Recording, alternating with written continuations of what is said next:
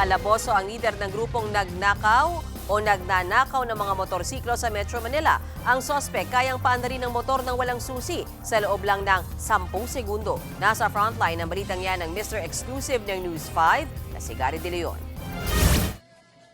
Bitbit ng mga pulis ang inaresto ng lalaking yan na lider na notorious na carnapping syndicate sa Rodriguez, Rizal. Siya si alias John Paul na sangkot sa nakawan ng mga motorsiklo sa Quezon City at iba pang bahagi ng Metro Manila.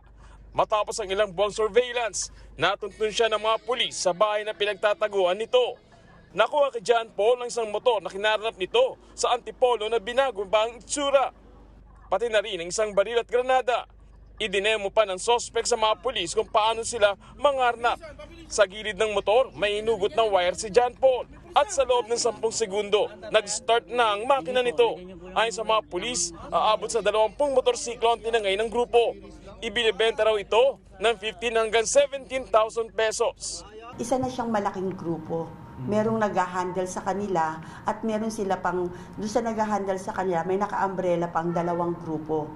Naharap sa mga reklamong paglabag sa new anti-carnapping law at illegal possession of firearms and explosives si alias John Paul. Tinutugis na rin ang iba pang sangkot.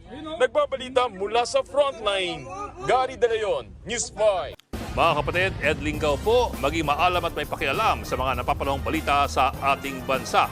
Para sa mas malilimang pagtalakay at paghimay sa mga issue at headlines, mag-follow at mag-subscribe sa social media pages ng News 5.